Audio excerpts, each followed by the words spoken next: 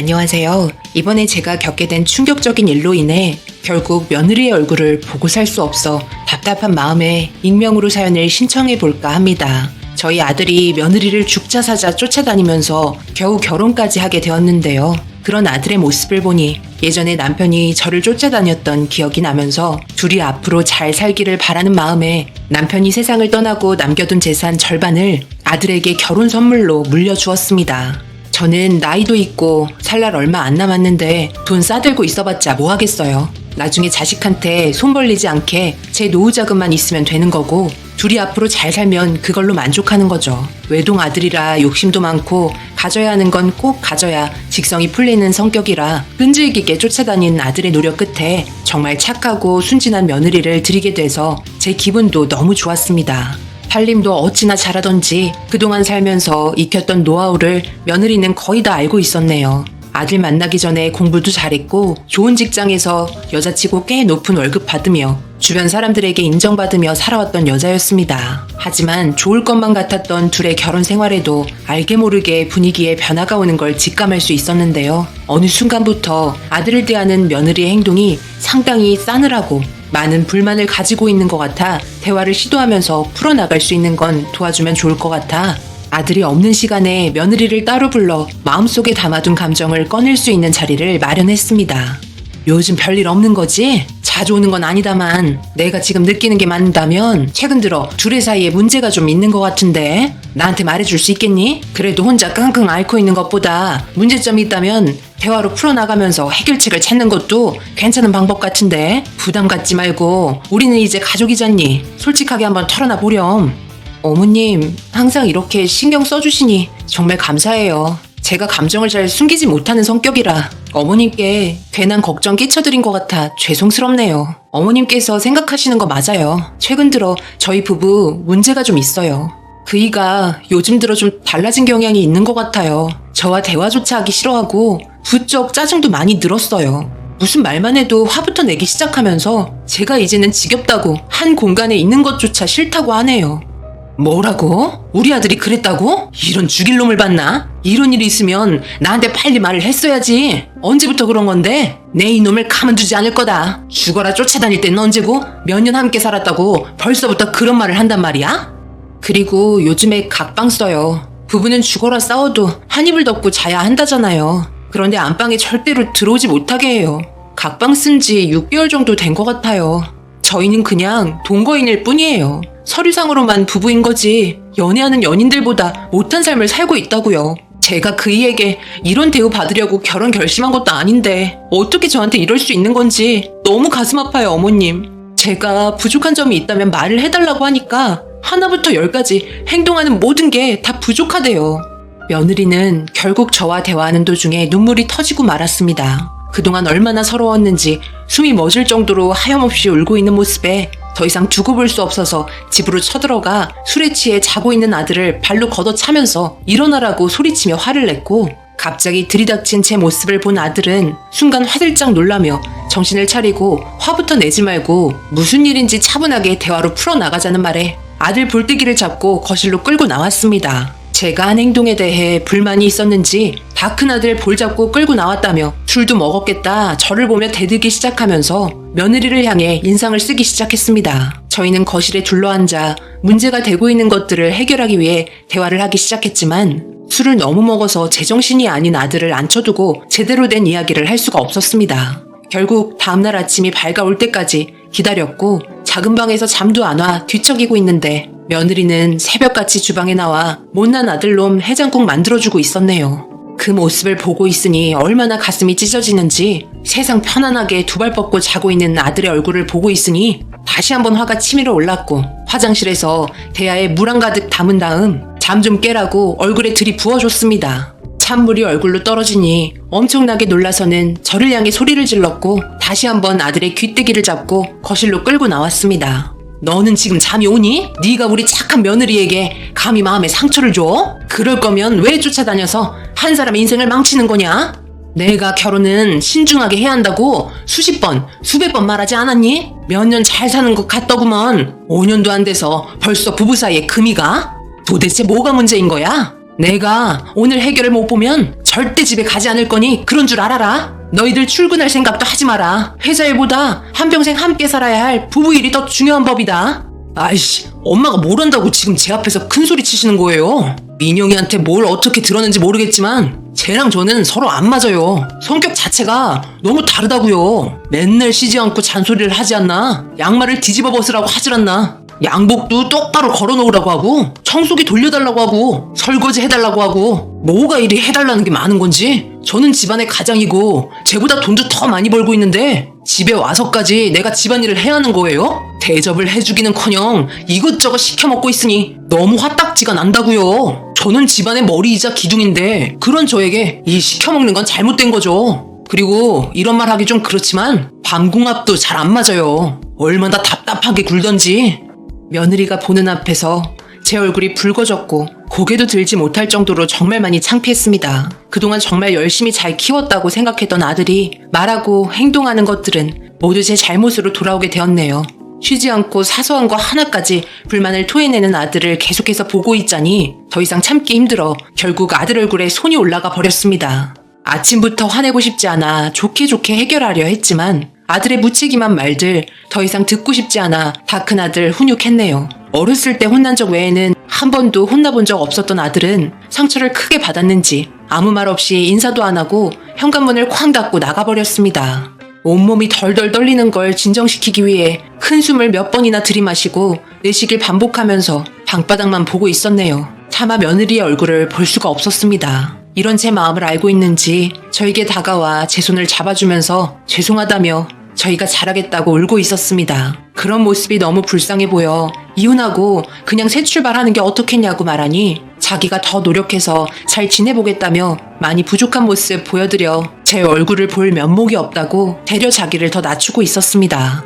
너무 감정적으로만 몰아간 것 같아 아들 퇴근하고 들어오면 술 한잔 하면서 서로의 감정들을 좋게 해결했으면 하는 마음에 오래간만에 아들이 좋아하는 음식들을 하기 위해 장을 보러 나갔습니다. 며느리도 늦게나마 회사에 출근을 했고 정리가 덜 된 아들 집을 청소 후 음식 준비를 끝내고 숨 좀 돌리고 있으니 며느리가 먼저 퇴근을 했고 양팔 걷어붙이며 도와주겠다는 말에 옷부터 갈아입고 나오라고 했네요. 그렇게 한참 동안 아들을 기다리고 있는데 집에 올 시간이 지났는데도 오지 않아 며느리가 전화를 걸었고 계속해서 받지 않자 제가 전화를 걸어봤습니다. 하지만 아들은 끝까지 전화를 받지 않더니 나중에는 아예 전화기를 꺼놓고 연락을 할 수 있는 수단을 차단해버리면서 저와 며느리의 감정을 또 한 번 건들기 시작했네요. 그런데 문제가 점점 심각해지고 있었습니다. 다음날까지 집에 안 들어오더니 그 다음날도 3일이 지나고 일주일이 지나 한 달이 지날 때까지 집에 들어오지 않았습니다. 당연히 회사에도 연락은 해봤죠. 그런데 회사에도 출근을 하지 않고 있다며 걱정을 하고 있었습니다. 너무나 무책임한 행동에 화가 머리끝까지 차올랐지만 방법이 없었습니다. 그렇게 아들이 실종된 지 6개월이 넘어가고 있었네요. 돈 나올 구멍이 없는데 지금까지 아무런 연락 없이 어디서 무얼 하고 있는지 알 수 없어 너무 답답하기만 했습니다. 그런데 문제는 여기서 끝이 난 게 아니었네요. 며느리까지 실종이 되어버려 상황은 더욱더 심각하게 변하고 말았습니다. 남편을 찾을 때까지 집에 돌아오지 않겠다고 메모장에 간단한 말을 적어둔 채 떠나고 말았네요. 며느리 행동이 위험해질 수도 있을 거라 생각해 이 문제를 경찰에 신고를 했고 제가 할 수 있는 건 연락이 오기만을 기다리는 것뿐이었네요. 둘 다 전화도 안 받으니 정말 답답할 노릇이었죠. 그러던 중 경찰이 며느리의 마지막 행선지를 알아냈고 마산으로 향했다는 걸 듣게 되었습니다. 많고 많은 지역 중에 왜 마산인지 이해할 수 없었지만 일단 마산으로 향했습니다. 막상 도착하고 나니 어디서부터 시작을 해야 할지 전혀 감이 잡히지 않아 주변을 서성이고 있는데 그때 마침 며느리가 길 건너편에서 택시를 잡고 올라타는 모습을 보게 되었습니다. 몇 달 만에 얼굴을 보게 된 거라 그런지 많이 수척해 보였고 며느리를 놓칠세라 빠르게 택시를 잡아 뒤따라갔습니다.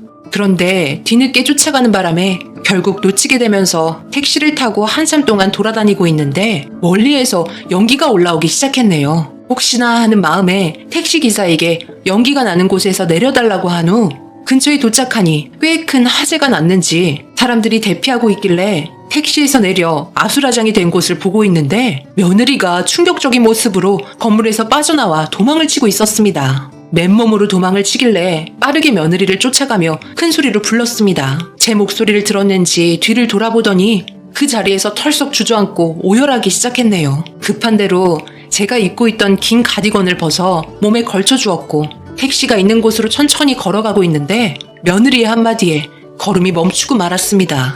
아들이 불타고 있는 건물에 있다며 술에 많이 취해 데리고 나오지 못했다는 충격적인 말을 꺼내기 시작했습니다. 저희는 빠르게 불이 나는 곳으로 향했고 일단 며느리를 택시에 태웠습니다. 그런데 술에 취해 비틀거리며 힘겹게 걸어 나오고 있는 사람이 있어 연기에 숨을 쉬기 힘들어 입을 막고 걸어 나오는 남자를 보니 거의 1년 동안 연락이 되지 않은 아들이 모습을 드러냈습니다. 정말 충격이었죠. 집을 나갈 때와는 달리 삐쩍 말라서는 술에 완전 쩔어 눈이 반쯤 풀려 있었습니다. 그리곤 제 앞에서 쓰러지고 말았네요. 연기를 너무 많이 마신 건지 많이 힘들어 보였고 뒤이어 구급차가 와서 아들을 응급실에 실어 병원으로 이송했습니다. 저희도 급하게 병원으로 향했고 병원에서 준비해준 환자복을 며느리에게 입힌 뒤 정신을 차리지 못한 아들을 보고 있었어요. 어떻게 된 거냐며 진정을 찾은 며느리에게 상황을 물어보니 정말 충격적인 말을 듣게 되었네요. 이 상황이 어떻게 된 건지 설명을 좀 해줄 수 있겠니? 어떻게 같은 건물에서 나오게 된 거니? 그리고 저놈이 여기에 있다는 건 또 어떻게 알게 된 거야? 내가 얼마나 걱정을 많이 했는지 아니? 그래도 연락은 돼야 도와주던 할 거 아니니? 걱정 끼쳐드려서 죄송해요, 어머님. 하지만 남편이 계속해서 장소를 옮기는 바람에 찾기가 쉽지 않았어요. 어머님께서 주신 통장 있잖아요. 저희가 잘 살았으면 좋겠다며 주셨잖아요. 그 통장을 가지고 갔더라고요. 전혀 생각하지 못했었어요. 그래도 인터넷 뱅킹으로 연결을 해놔서 어느 지역에서 인출을 했는지 알 수가 있어 남편을 쫓아다니기 시작했죠. 그런데 정확한 위치를 확인하기 힘들어 정말 힘들었는데 오늘 여기에서 발견을 하게 되었던 거예요. 알고 보니 그동안 지역을 돌아다니면서 움직였던 건 유흥 관련된 곳이었어요. 술에 엄청 취해서 여인숙으로 들어가는 걸 보고 뒤따라 들어갔고 많은 여자들이 저를 막으려고 하는 걸 밀치며 끌고 나오려고 했는데 제가 누군지도 알아보지도 못할 정도로 인사불성인 채 제가 그런 곳에서 일하는 여자인 줄 알고 있었던 건지 이렇게 저를 만들어 버렸어요. 너무 화가 나 세차게 남편을 뿌리치며 거부하자 기분이 나빴는지 저를 붙잡고 난리를 치면서 들고 있던 담배가 이불에 떨어지면서 불이 붙었고 결국 이런 상황까지 오게 되었어요. 죄송해요, 어머님. 아들의 무책임한 행동들 때문에 이런 일이 벌어지게 됐다는 게 너무나 큰 충격이었지만 며느리를 그런 쪽에서 일을 하고 있는 사람으로 생각하고 막 대했다는 것 자체가 용서할 수 없었습니다. 눈물을 흘리는 며느리를 안아주며 미안하다는 말만 반복할 수밖에 없었고 아들은 울고 있는 며느리의 목소리에 눈을 뜨며 정신을 차리면서 저희를 바라봤습니다. 술이 좀 깼는지 놀란 눈빛으로 저와 며느리를 번갈아가며 쳐다보더니 이런 상황이 창피한 건 아는지 눈을 질끈 감았네요. 누워있는 것조차 꼴보기가 싫어 아들 얼굴을 사정없이 흔들었고 제발 정신 좀 차리라며 화를 내면서 눈물을 흘렸지만 아들놈은 제 말을 들으려고 하지도 않았습니다. 더 이상 이런 한심한 아들에게 착한 며느리를 맡길 수 없어 당장 이혼하라고 소리쳤고 며느리는 아무 말 없이 고개만 떨구고 있었습니다. 그런데 아들에게 듣게 된 더 충격적인 말은 그동안 열심히 살라고 주었던 남편이 남겨준 재산을 몽땅 유흥으로 써버렸고 남은 돈은 고작 몇백 정도밖에 안 남았다는 말을 듣게 되었어요. 아들놈이 쓴 돈은 3억이었습니다. 1년 동안 3억을 그저 즐기기 위해 흥청망청 썼다는 게 이해하기가 너무 힘이 들었네요.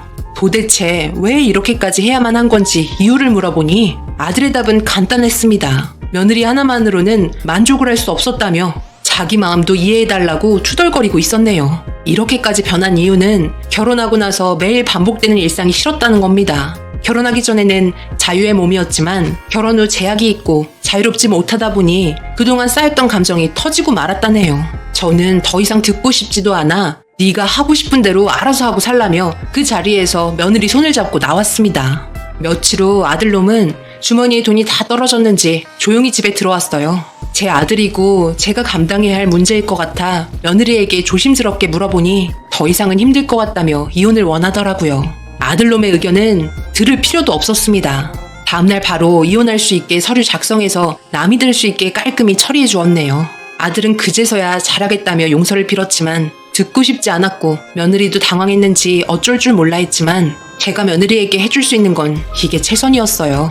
시어머니를 떠나 아들로마나 제대로 가르치지 못한 제 탓이기에 제 선에서 해결하길 원했습니다. 그리고 아들 집 재산은 며느리에게 돌렸고 그렇게 둘은 이혼을 하게 되었습니다. 제 마음도 찢어질 정도로 많이 아픕니다. 하지만 착하고 순진한 며느리 꼬셔 저렇게 상처만 주는 모습 더 이상 지켜보고 싶지 않았네요. 가끔 며느리에게 연락 오지만 더 이상 연락도 하지 말라고 했습니다. 새로운 삶 찾고 저희 가족 이제는 잊고 살라고 작별 인사했네요. 그리고 아들에게는 땡전 한 푼 주지 않았고 혼자서 알아서 하라고 한 후 인연 끊었습니다. 더 이상 제 아들 아니라고 단호하게 내린 결정에 많이 당황하면서 잘못했다고 무릎 꿇고 싹싹 빌었지만 용서도 어느 선까지지 이건 정말 아닌 것 같아 더 이상 얼굴 안 보고 살기로 했네요. 제가 내린 결정 잘한 거 맞겠죠? 죽던 살던 둘이 알아서 하라고 그냥 보고만 있어야 했을까요? 제가 좀 더 지혜롭게 해결하지 못하기도 한 것 같아 마음 한편이 많이 아파집니다. 며느리가 좋은 남자 만나 앞으로 잘 살아가길 바랄 뿐입니다. 제 사연은 여기까지입니다. 여러분들께서 제가 내린 결정에 대해서 조언해 주실 분들 댓글 주시면 정말 감사하겠습니다. 앞으로 제가 어떤 식으로 좀 더 현명하게 처신을 할 수 있을지 지혜를 나눠주시길 부탁드립니다. 감사합니다. 오늘의 사연은 여기까지입니다. 댓글로 여러분들의 생각과 조언을 남겨주세요. 저는 다음 영상으로 찾아뵙겠습니다. 감사합니다.